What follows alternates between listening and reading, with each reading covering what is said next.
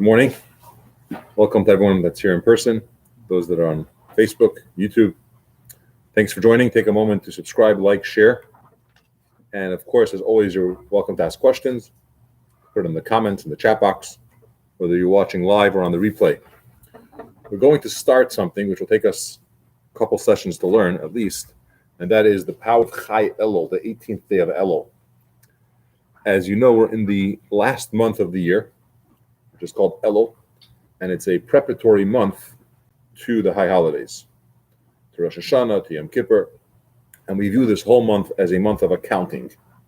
Just like when you have a business, you need to, every once in a while, sit down and review how's business, what stuff or what activities or what products are bringing in income and earning money, and what things are not, or on the contrary, they're losing.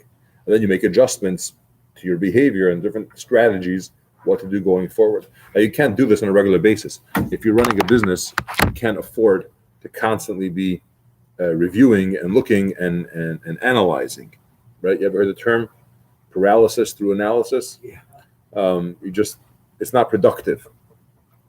So, but every once in a while, whether it's once a year or at a certain point, you sit down and you say, okay, we're stock taking now. What works, what doesn't? And we make some changes. The same thing is in our service to Hashem. We can't constantly be asking ourselves, how good am I? What more could I do? What am I doing differently? You can't function. You got to pray. You got to learn. You got to do good things. You got to be productive. You have to work. You have to just take care of life. And you can't always start evaluating, where am I at? But once a year, during the month of Elul, we sit down, and then during this whole month, it's 30 days, 29 days, we review what areas in life should I do more of? What am I really good at? What am I proud of? And I'm going to do more of it. And what stuff are not so good, and they need to be changed, eradicated, modified, whatever the situation is. And by doing so, we enter into the new year in a whole different reality. We decided to make some changes that will be different this coming year. Now, the truth is that it's not just in the month of Elul. We do this once a month. Before the new month, we look at the prior month. It's not so general like a whole year, but we look at the month. Some people even do it before Shabbos. Thursday night, they review their week. How was the week? What should I change next week? What needs to be improved on? What am I embarrassed of? I don't want to do it again next week. And great Hasidim even do it every day. Before they go to sleep at night, take a couple minutes and look at the past day.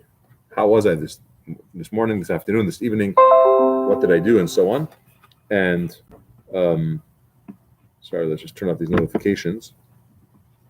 And what can I change and be better? And we go to sleep with a vision and a drive for the next day. But today we're talking about the general review of our whole year. And it's three things: our thoughts, our words, and our actions. How's my mind? Am I positive? Am I negative? Am I thinking good about other people? Am I thinking bad about other people? What's going on in the world of thought? Very often, we tend to dismiss the power of thinking. And we say, yeah, it's just thought. It's not action. I thought something negative. I visualize something or process something in my mind, but I didn't really say it. Who cares? I didn't really do it. What's the big deal? But Chassidus teaches us that it is a big deal, because thought is a very, very powerful thing. And thought leads to speech, which leads to action. But even just thought on its own has tremendous abilities. You have to be careful and be in control of your thoughts. We speak so much about don't talk negative and don't say not nice things and so on. But the truth is, don't even think bad things, which is much harder to do than not speaking. Speaking, just don't say it, right? And how are our words? How am I speaking? Am I negative? Am I positive? Am I good? Am I bad? And we look at that. And then we look at our actions. How do I behave? What should I improve on? Just like you have to know your shortcomings, you have to know your strengths. Everyone has things they're good at. And we need to know those things that we're good at, and we want to do more of it. Everyone has strengths. Everyone has things that it's their strong point. And we have to be aware of it. And just like you have to know your shortcomings and your blemishes, you need to know, what are you good at? First of all, you have to be proud of it. And secondly, you got to use it.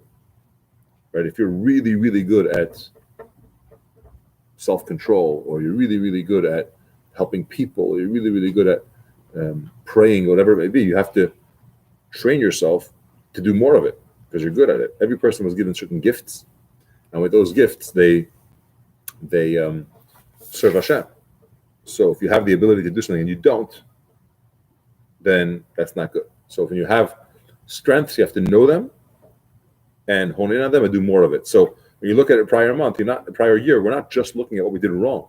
We're also looking at what we did right. So we can do more of it and even do better of it. And with that, we're going to discuss this mimer. So the verse in Shir HaShirim of King Solomon discusses the relationship between God and the Jewish people as a metaphor of a groom and a bride.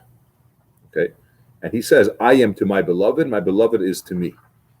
I, meaning the Jewish people, am to my beloved, which is God. And God is to me. We have this special relationship between Hashem and the Jewish people. Now the Alter Rebbe, whose birthday is this week on Chai Elul, on Thursday, it's the birthday of the Alter Rebbe, who's the founder of Chabad Hasidus. And the very same day, it's also the birthday of the Baal Shem Tov, the founder of Hasidus in general. A very, very special day. And he explains that what's this idea of Ani L'Doidi, I am to my beloved? What's happening here? He says this is an analogy which we discussed here this last week multiple times from different angles, of a famous analogy of a king who, before he comes to the city, he stops off in the field.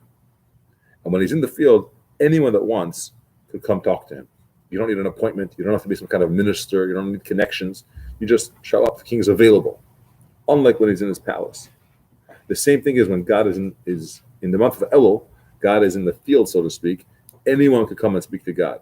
You don't have to be on a special level. You don't have to be a great tzaddik. You can just come and talk to him. And the king is happy to see everybody. He smiles back. He's not stern on this throne that, like, who are you and why are you here? Are you worthy? Are you deserving? Are you dedicated? None of that. I'm here. I'm happy to see that you're here. And let's talk. And he smiles at everyone and so on. Now, this whole idea that the month of Elul has that special power is unique on this day of Chai Elul, the 18th day of Elul, the birthday of the Baal Shem Tov and Alter Rebbe. Why? Because there's a famous saying from our Rabbeim, from the Rebbes of Chabad, that the day of Chai Elul brings in a chayis, an excitement, a passion, a vitality into the whole avodah, the whole service of Elul. We just explained that the service of Elul is to take an account, a review of a prior year. Now, it's not an easy task. And this day, the 18th of Elul, this coming Thursday, gives us a new excitement into this work that we're doing in the month of Elul. Now, it's known, the idea of this excitement is explained in Chassidus regarding the avodah of a person, the service of man. Just like the world is divided in 4 categories, you have, in Hebrew, it's daimim tzemeach chai midaber, which is minerals, like the earth, sand, rocks. Then you have tzemeach, which is things that grow, like grass, trees, vegetables, and so on. Then you have chai, which are animals, the whole animal kingdom. And then you have the highest level. What's the highest level of creation? 4th category, mineral, vegetation, animal, and man. Very good. Humans. Okay. Similarly, in our service to Hashem, just like the world is divided into 4 categories, in our service to Hashem, we also have 2 general categories. There is the action of the mitzvah, and then there's the kavanah of the mitzvah. There's the intent, and there's the deed.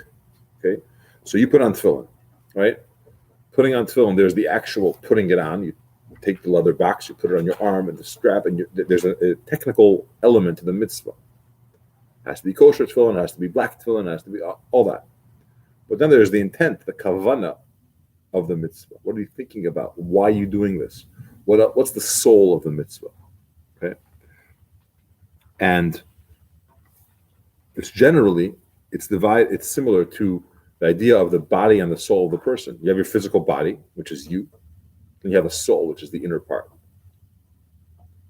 That's similar to the deed of the mitzvah versus the kavanah of the mitzvah. Or another way to say this, there's the body of it, and then there's the energy of it. Okay? So, Ma'isa mitzvahs, Kavanah mitzvahs, action of the mitzvah and the intent of the mitzvah. You have soul and body. You have the external element of it, and then you have the energy that's in it. Good to see you. And he continues and he says, just like you can't compare the type of energy, godly energy that exists in every single thing that's in this world. Every creation has a godly energy. But you can't compare the energy that exists in a stone to the godly energy that exists in an animal or in a human. Right? It's different. One grows, one reacts, one communicates. Right? Just as an example, there's many other differences. A rock, it has godly energy. That's how it exists. But it's not the same level. Right? We're not like rocks. Similarly, you can't compare at all the shine and the light, the godly light which shines in the action of the mitzvahs, to the shine and the light which is in the kavanah of the mitzvahs. There's two parts, two different energies that exist. One is in the body, and one is in the soul. And you can't compare these things. And it's basically just like the soul with the body are so different from each other. That the body is so technical, physical, and coarse, and the soul is so spiritual and energetic and godly. Similarly, is the difference between the godly energy that enlivens and sustains and permeates the deed of the mitzvah versus the intent of the mitzvah. So now that we understand that there's this difference between energies, we could understand what it means that in the month of Chai Elul, the day of Chai Elul, which is Thursday, the birthday of the Alter Rebbe and the Baal Shem Tov, it brings in a special chayis in all the aspects of this month of Elul. And in this day of Chai Elul, there is a shine, a projection of all the ideas of Elul in a much more revealed way. And through that we come to reveal what is the internal, what is the real inside, what's the truth of what Elul represents. Now, I'm going to do a little bit in Hebrew because I want to bring out this element, which is a teaching from the Maggid of Mizrich, which was a teacher of the Alter Rebbe and the successor of the Baal Shem Tov. So he was in between the Baal Shem Tov and the Alter Rebbe. He says like this: that mitzvahs are something which people should do and live with them. Through doing mitzvahs, the person brings in an excitement, a vitality into his machshava dibur u'maisa, and his thought, speech, and action. V'gam b'mitzvah atzma, also in the mitzvah itself. So what we do is we're bringing in a special chayis into the mitzvah itself. So what happens is like this: through doing a mitzvah, a person is bringing a chayis, an energy, an excitement, a passion into his thought, speech, and action. So you want to put on tefillin, right? The tefillin has three parts to it. There's the intent of the tefillin, right? You're thinking about what you're doing. You're saying a bracha, and you're doing it, right? All these three parts that are going on are getting infused with an energy, your thought, speech, and action by doing the mitzvah, and also the mitzvah itself. So you're bringing a chayis, an energy, a godly passion into all this. As it's explained at length in Eretz Tzemach Tzedek, Habir b'Teira Zu, so the Tzemach Tzedek explains in a much greater level the explanation. Я ничего. Я просто сейчас сделаем на интернет. So it gives a special chayis into all of the thought, speech, and action of our mitzvahs. Okay. Morning. Explanation is it's known that the month of Elul is Chedesh HaCheshbon. The entire month of Elul is a month of taking an account, of review. We're looking at our prior year and seeing what has to be improved. On the Aveda of the year that transpired. Now, in this month of Elul that we're supposed to make a cheshbon of the whole month, of the whole year, there are certain days towards the end of the month which are much more powerful and important for the account of the entire year. And these last days are the 12 last days of the year, which correspond to the 12 months of the year. So from Elul, which is this Thursday, the last 12 days of the year every day represents another month. So first month of the year is what? Tishrei, the high holiday month. During the day of Elul, the 18th day of this month, this Thursday, we review Tishrei of this past year. So a whole month we're taking an account and a review, and we're introspecting our whole year, how we're doing in our service of God, and how we're behaving, how we're thinking, speaking, and doing. But it has much more of an intensity and much more of a strength when it's the last day, the last 12 days of the month, it's the last 12 days of the year. Each day corresponds to another month.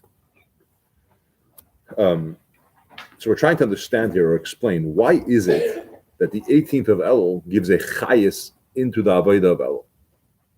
Why is that? Because if the 18th of Elul were making a cheshbon, an account of Tishrei, the first month of the year. Now, the first month of the year, we have a principle that anything that we have in our entire body, right? Your whole body has energy, right? Your hand could lift up, your foot could walk, thank God, and so on and so forth. Everything that the body could do gets a certain energy, right? There's a home base of a reactor, we'll call it, or a headquarters, and that gives energy that allows the flow that the rest of the body should work. Your eyes need a certain type of energy to see.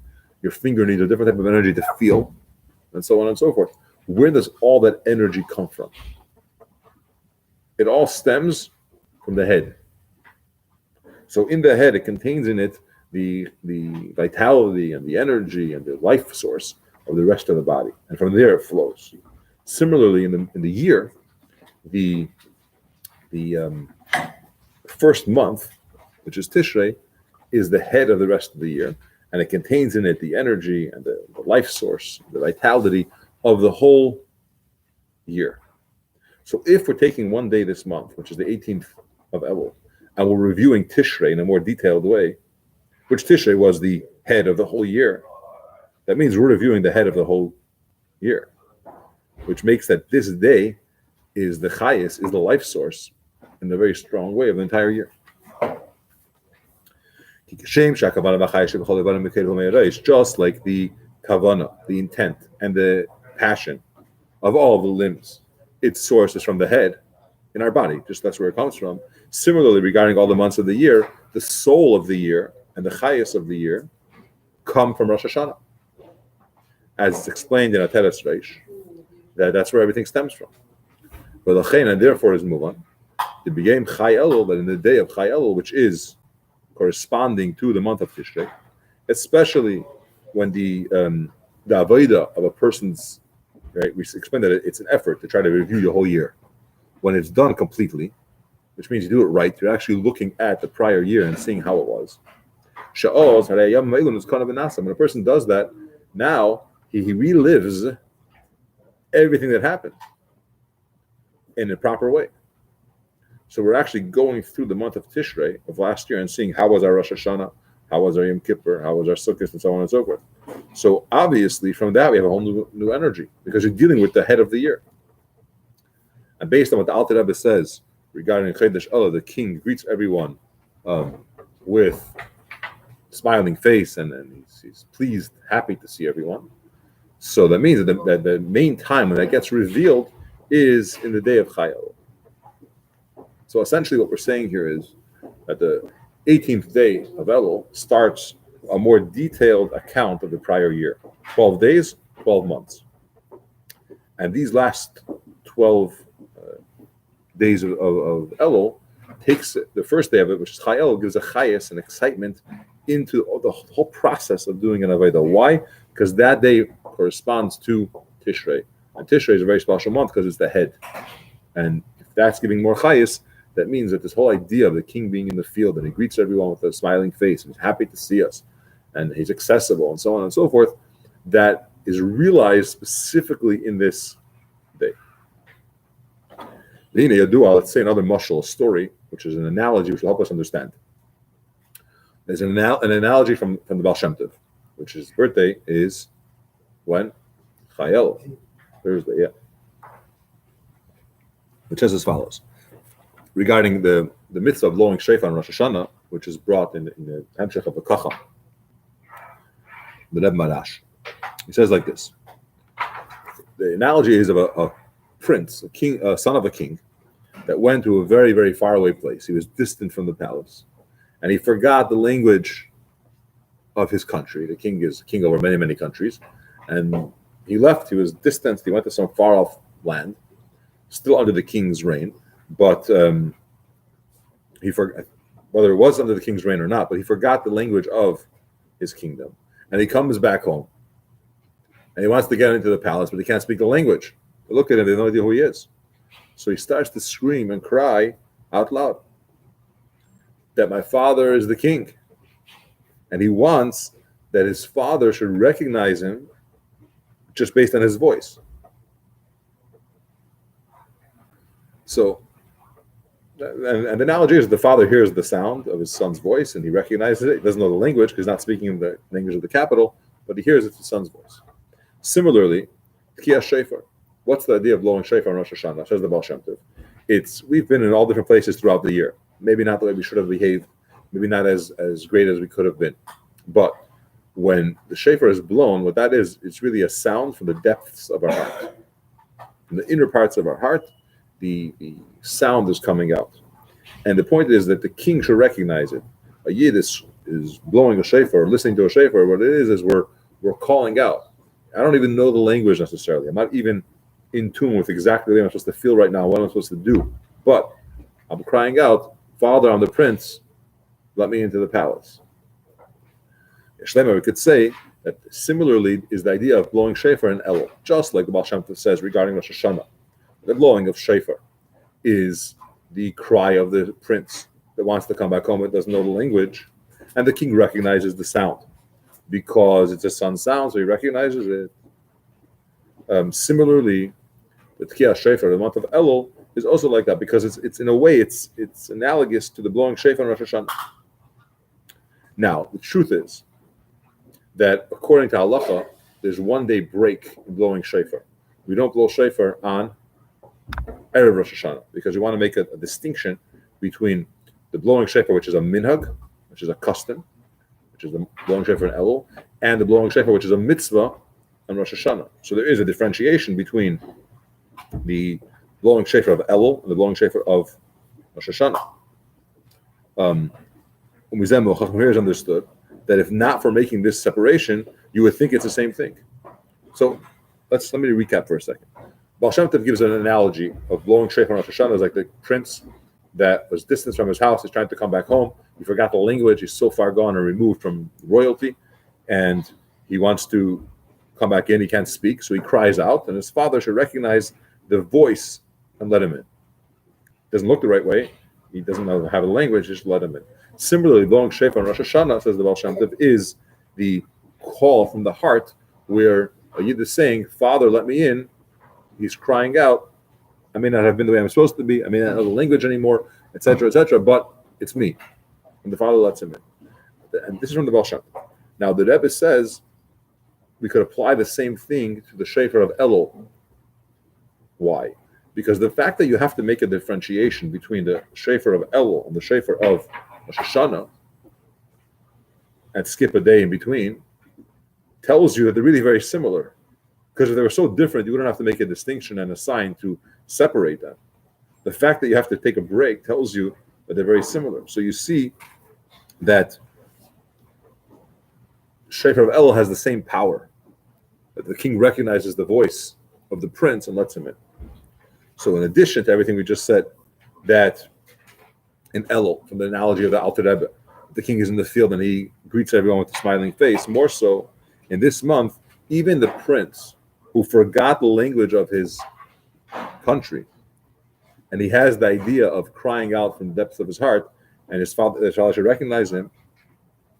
And just like we said, that in the month of Elul, the idea of the king in the field is in its strongest state, because it brings chayes into Elul. Similarly, regarding blowing shofar in Elul, the idea of blowing shofar, that it's the cry of the child, it's the depth of our heart that's turning to Hashem, is even more realized during the from the day of Chayel. So Chayel has with it in this mimer two parts. Number one is that it brings a chayes, an excitement, a passion, a life into the whole Avodah of Elul, which the service of Elul is take a review and account of your prior year. So that has a whole new element to it, or freshness and excitement to it. Why? Because during the month of Elul, we're reviewing the prior year. The last 12 days is every day corresponds to another month. So Chayel corresponds to Tishrei. Tishrei is a very general month because it's the head of the year. So that means that this taking an account in Chayel of the head of last year is a very powerful account. So it changes the whole reality of the whole month that we're doing. And if it's giving such a boost to the month, it gives a boost to the mashal of the king being in the field. That's even more brought out.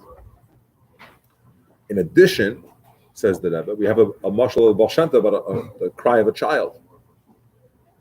Just like Shofar Rosh Hashanah has that, Shofar and Elul also has that.